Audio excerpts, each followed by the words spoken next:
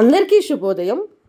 గతంలో మీరు ఎదుర్కొన్నటువంటి గాయాలు, అవమానాలు, విమర్శలు, బాధలు, కష్టాలు, కన్నీళ్లు అన్నింటినీ ఈ క్షణమే వదిలేసేయండి. గతంలో మీరు ఏం సాధించారు లేదా ఏం సాధించలేదు, మీరు ఎదుర్కొన్నటువంటి ఫెయిల్యూర్స్ కావచ్చు, మీకు ఎదురైనటువంటి లాభ నష్టాలు కావచ్చు, ఇవన్నీ ఈ క్షణమే వదిలేసేయండి. మిమ్మల్ని ఎవరు నచ్చడం లేదా? ఓకే, నవ్వుతూ స్వీకరించండి. మీకు ఎవరు సహకరించడం లేదా? ఓకే, నవ్వుతూ స్వీకరించండి. మిమ్మల్ని అందరూ ఎక్కిరిస్తున్నారా, విమర్శిస్తున్నారా? ఓకే, నవ్వుతూ స్వీకరించండి. మీ దగ్గర ఏముంది అనే దానికి మీకు ఇచ్చినటువంటి, మీకు దేవుడు ఏమిచ్చాడు అనే విషయాల పట్ల మీరు ఎల్లప్పుడూ దేవుడికి కృతజ్ఞతలు తెలపండి. కానీ ఏది లేకపోవడం వలన మీరు అవమానపడ్డారు, మీ దగ్గర ఏది లేకపోవడం వలన మీరు ఇన్ని రోజులు కన్నీరు కార్చారు, మీ దగ్గర ఏది లేకపోవడం వలన ఇన్ని బాధలు అనుభవించారు అనే విషయాన్ని మాత్రం మీరు గట్టిగా మీ గుండెలోకి చొప్పించి క్షణం క్షణం గుర్తు చేసుకోండి. ఆ లేనిది మీరు పూడ్చుకోవచ్చా, పూడ్చుకోలేరా? పూడ్చుకోవచ్చు. ఇప్పుడు ఫర్ ఎగ్జాంపుల్, కొంతమందికి 2 కాళ్ళు చేతులు లేవు, పుట్టుకతోటే కాళ్ళు చేతులు లేకుండా పుట్టినటువంటి వ్యక్తులు ఉండొచ్చు. వాళ్ళు కాళ్ళు చేతుల్ని మళ్ళీ తిరిగి పొందగలరా? లేదు. కానీ అవి 2 లేకపోవడం వలన ఏదైతే కోల్పోయారో అంతకు మించి వాళ్ళు వాళ్ళ మనోధైర్యంతో పొందగలరు. ఈ విషయం మీరు గుర్తుపెట్టుకోవాలి. మన దగ్గర ఏదైతే లేదో ఆ లేనిది వల్ల మనం ఏమి కోల్పోయామో అనే దాన్ని ఒక్కసారి విశ్లేషించుకొని, అంతకు మించి కొడితే కుంభస్థలాన్ని కొట్టాలి అన్నంత ధీమాగా మన ఆలోచన విధానం మార్చుకోవాలి. మన తలరాతని మనమే తిరిగి రాసుకోవాలి. మన విధి రాతని మనమే మార్చుకోవాలి. మార్చుకోవచ్చు. నువ్వు తలుసుకుంటే నీ తలరాతని నువ్వే మార్చుకోవచ్చు. ఇదే నీ జీవితం అని ఎక్కడ శిలాశాసనాల మీద లిఖించలేదు. అది నీ చేతిలో ఉంది. తలరాతని తోచినట్టుగా దేవుడు రాసి ఉండొచ్చు, ఒక పాటలో చెప్పినట్టుగా. కానీ ఎడిట్ ఆప్షన్ నీకే ఇచ్చాడు. నేను ఇలా రాశాను, నీ ఇష్టం, నీ శక్తి కొద్దీ, నీ ఆలోచన విధానం కొద్దీ నువ్వు మార్చుకుంటే మార్చుకో, ఆప్షన్ నీకే ఇస్తున్నా అని మనకే వదిలేశాడు. ఆ విషయం మనం చాలామంది గ్రహించక నా రాత ఇంతే, నా విధి ఇంతే, నా కర్మ ఇంతే అని బాధపడుతూ కూర్చుంటాం. గుర్తుపెట్టుకోండి, డబ్బు లేదు అని దేవుడు నాకు ఇంతే ఇచ్చాడు అనే అసంతృప్తిలో నువ్వు మునిగిపోతే జీవితంలో డబ్బు సాధించలేవు. విధిరాతకు వదిలేస్తే గాల్లో దీపం పెట్టి దేవుడా అన్నట్టుగానే ఉంటుంది. నీ వంతు నువ్వు ప్రయత్నం చేయాలి. అసలు ఒక్కటే ఒక విషయం, ఒకటే ఒక లైన్, మన ఆలోచన విధానం మారితే మన విధిరాత, మన తలరాత మారుతుంది అనేది 1000% కాదు, అంతకు మించి కరెక్ట్. ఇది చాలామంది ప్రూవ్ చేశారు. చాలామంది జీవిత చరిత్రలు మన ముందు సాక్ష్యంగా నిలబడ్డాయి. కానీ మనం చేస్తున్నదేంటి? ఎక్కడికక్కడికి మనం ఏమీ చేయలేక దానిని తల్లిదండ్రుల మీదకి నెట్టేస్తుంటాం. మనం ఏమీ చేయలేక దేవుణ్ణి నిందిస్తుంటాం. మనం ఏమీ చేయలేక తలరాతను నిందించుకుంటూ నా బ్రతికింతే, నాకు ఇంతే రాసింది, నా కర్మింతే అని నిరాశలో కూరుకొని పోయి జీవితాన్నంతా వెళ్ళదీస్తుంటాం.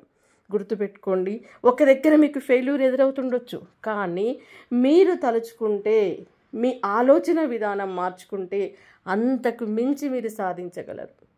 ఒక దగ్గర మీకు అవమానాలు ఎదురై ఉండొచ్చు, బట్ మీరు తలుచుకుంటే, మీ ఆలోచన విధానం మార్చుకుంటే అవమానించిన వాళ్ళే లేచి మీకు నిలబడి దండాలు పెట్టే సమయం వస్తుంది. ఏదైనా సరే మార్చుకునేది అనేది మీ చేతిలో ఉంటుంది. మిమ్మల్ని మీరు ఎలా ప్రపంచానికి పరిచయం చేయాలి అనుకుంటున్నారా అనేదే ఇక్కడ ముఖ్యం. మీకు దేవుడు ఏమి ఇచ్చాడు, తల్లిదండ్రులు ఏమి ఇచ్చారు అనేది కాదు ఇక్కడ. మీరు ప్రపంచానికి మీ అడ్రస్ ఏంటి అని చెప్పబోతున్నారు. మిమ్మల్ని మీరు ఎలా ఫోకస్ చేసుకోబోతున్నారు, అసలు మీకోసం మీరు ఏం చేయబోతున్నారు, ఇది చాలా ఇంపార్టెంట్. దీని మీదనే నీ విధిరాత, నీ భవిష్యత్తు అనేది ఆధారపడి ఉంటుంది. నీ సక్సెస్ అనేది ఆధారపడి ఉంటుంది. అది గుర్తుపెట్టుకొని, మనకింతే, నాకింతే రాసి పెట్టుంది అన్న బౌండరీలో నుంచి నేను ఎంతైనా సాధించగలను, నేను ఏదైనా చేయగలను, నా రాత నేనే మార్చుకోగలను అనే ఆలోచనలోకి మీరు మారాలి. మీ అడుగులు ఇటువైపు పడాలి. అప్పుడు ఖచ్చితంగా మీ జీవితం మారుతుంది. దీనికి ఎంతోమంది ఎగ్జాంపుల్స్ చూడండి.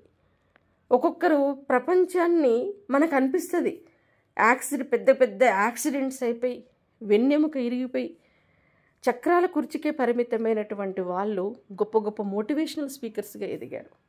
వాళ్ళ జీవితము ఒక దగ్గరికి వెళ్ళి ఆగింది, కానీ అక్కడితోటే ఆగిపోయి నేను నిరాశలో కూరుకొని పోయి ఏడ్చుకుంటూ గతంలో నేను ఎగిరేదాన్ని, గతంలో నేను దూకే వాళ్ళము, అరే ఇప్పుడు నాకు కాలు లేవని ఏడుస్తూ కూర్చోలేదు. వాళ్ళ ఆలోచన విధానాన్ని మార్చుకున్నారు, వాళ్ళ డైవర్షన్ చేంజ్ చేసుకున్నారు, ఇంకొక మార్గంలోకి వెళ్ళారు, ఆ మార్గంలో సక్సెస్ అయ్యారు. అలా చూడండి ఎంత గొప్ప మంది వ్యక్తులు మన కళ్ళ ముందు కనిపిస్తుంటారు. ఆస్ట్రేలియన్ లింబ్లెస్ మ్యాన్ నిక్, 2 కాళ్ళు 2 చేతులు లేవు, కేవలం మొండెం మాత్రమే కనిపిస్తుంటుంది మనకి. కానీ ఒక్కసారి ఊహించుకోండి, మనకున్నాయండి తన దగ్గర ఉన్నాయా? లేవు.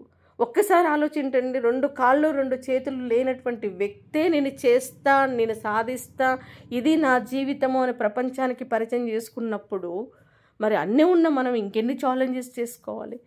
ఇలా ఆలోచించాలి మనం. మీ దగ్గర లేని దాని గురించి ఆలోచిస్తూ అక్కడే కూరుకొని పోవడం కాదు. మీ దగ్గర లేని దాన్ని మీరు సమకూర్చుకోవాల్సిన బాధ్యత మీది. మీరు తలుసుకుంటే మీ తలరాత మారుతుంది.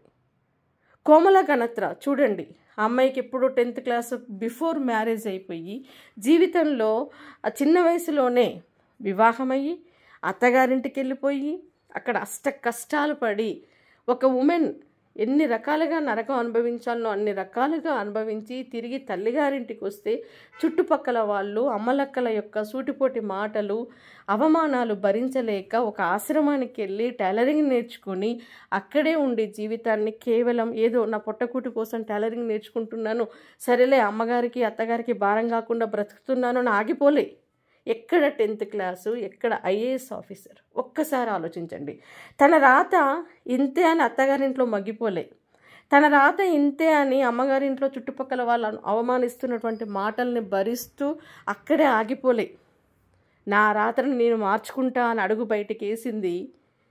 మొదట తన జీవనోపాధి కోసం టైలరింగ్ నేర్చుకుంది, ఆ తర్వాత ఎడ్యుకేషన్ మళ్ళీ కంటిన్యూ చేసింది, డిస్టెన్స్ ఎడ్యుకేషన్ కంటిన్యూ చేసింది, ఒక IAS ఆఫీసర్గా ఎదిగింది. ఒక్కసారి ఇమాజిన్ చేసుకోండి. ఎక్కడ పూరిగుడిస ముత్యాలరాజు IAS, ఎక్కడ IAS ఆఫీసర్? ఏదీ లేని స్థితి నుంచి అన్నీ ఉన్న స్థితికి ఎదిగిన వాళ్ళు ఎంతమంది ఉన్నారు? మా రాతింతే అని బీదరికంలో మునిగిపోయారా? మా రాతింతే అని ఏడుస్తూ కూర్చున్నారా? ఎవరినైనా నిందించుకుంటూ కూర్చున్నారా? లేదు. జరిగిన దానిని స్వీకరించారు, కానీ తిరిగి మార్చుకున్నారు, తమ రాతని ఎడిట్ చేసుకున్నారు, శిలాశాస్త్రం ఇప్పుడు రాసుకున్నారు. ఒక్కప్పుడు తలరాత అనేది దేవుడు రాసి ఆప్షన్ ఇచ్చాడు అని చెప్పాను కదా, కానీ వాళ్ళు మార్చుకున్న తలరాతని మాత్రం శిలాశాసనం మీద చెక్కినట్టుగా రాసుకున్నారు. ఇది కాదు మా జీవితం, ఇది కూడా మేము చేయగలమని నిరూపించుకున్నారు. కాబట్టి మన ఆలోచన విధానం మారితే ఖచ్చితంగా మన జీవితం మారుతుంది, మన విధిరాత మారుతుంది అనేది అక్షర సత్యం. కావలసిందల్లా మన ఆలోచన విధానం. మనం ఒక పొలం దున్నాము, ఆ పొలంలో ఏ విత్తనాలు వేస్తే ఆ పంట వస్తుంది, అవునా కదా? అదేవిధంగా మన మనసు అనే ఆలోచన, మన మనసు అనేటువంటి పొలంలో మనం ఏ ఆలోచనలు నాటితే అదే ఫలితాలు వస్తాయి. నేను చేయగలను, నేను సాధించగలను అనే నా మీద నాకు నమ్మకం ఉంది అంటే ఆత్మవిశ్వాసము, నమ్మకము, మనోబలము, సంకల్పము, పట్టుదల, ఇలాంటి సానుకూల ఆలోచనల్ని మన మెదడులో మనం నాటితే, ఆ విత్తనాలను నాటితే ఫలితాలు కూడా అన్నీ కూడా సానుకూలంగా వస్తాయి. కానీ మనం అపనమ్మకము, అధైర్యము, నేను ఫెయిల్ అవుతానేమో అనే అవమానము, అనుమానము, ఇలాంటి మనం ప్రతికూల విత్తనాలను నాటితే ఆలోచనల్లో ఫలితాలు కూడా ప్రతికూలంగా వస్తాయి, అవునా కదా? కాబట్టి నువ్వేం ఆలోచిస్తున్నావు అనేది నీ జీవితం. ఏం ఆలోచిస్తున్నావు అనేది నీ వేసేటువంటి అడుగులు. నువ్వు వేసే అడుగులే నీ భవిష్యత్తుకి మార్గం. అంటే ప్రతిదీ నీలోనే ఉంది, నీ ఆలోచనల్లోనే ఉంది. కాబట్టి చూడండి, నేను ఇంతే అనుకుంటే ఒక అబ్రహం లింకన్ గారు అమెరికన్ ప్రెసిడెంట్ కాకపోతుండే. నేను ఫెయిల్యూర్ని అనుకుంటే థామస్ అల్వా ఎడిసన్ బల్బుని కనుక్కోకపోతుండే. ఒక చార్లెస్ బబేజ్ కంప్యూటర్ని కనుక్కోకపోతుండే. మన ఇండియాలో ఎంతోమంది నా జీవితం ఇంతే అని కనుక ధీరుభాయ్ అంబానీ అనుకుంటే పెట్రోల్ బంకులో గ్యాస్ కొట్టుకుంటూ జీవితాన్ని నిలదీసేవాడు.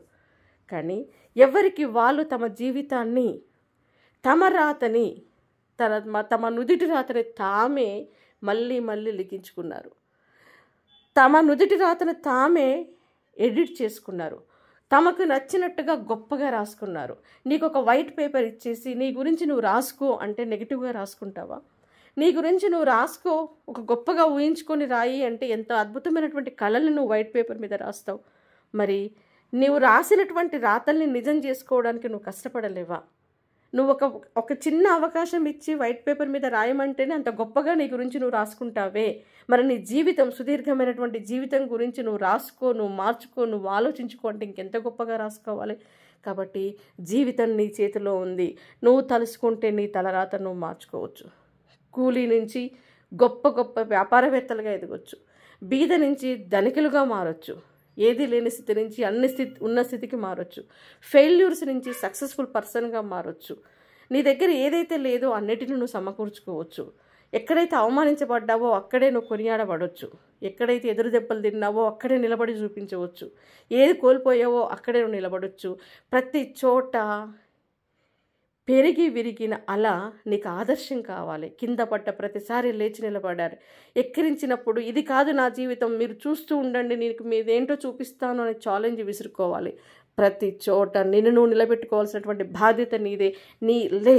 కనీసం ఇప్పుడైనా రియలైజ్గా ఏం కోల్పోయావో ఆలోచించు, ఒక్కసారి విదిలించుకో, నీ తలరాత్రి నువ్వు ఎడిట్ చేసుకోవడం మొదలుపెట్టుకో. ఒక్కొక్క దాన్ని మార్చుకుంటూ రా, నరుక్కుంటూ వెళ్ళు, ప్రతికూలాలన్నింటినీ నరుక్కుంటూ వెళ్ళు. నీకు కావాల్సిన దాన్ని అన్వేషించు, దానికోసం కష్టపడు, పట్టుదలగా పోరాడు, నిజాయితీగా పోరాడు, ఖచ్చితంగా సాధిస్తావు. నీ విధిరాతను నువ్వు ఖచ్చితంగా మార్చుకుంటావు.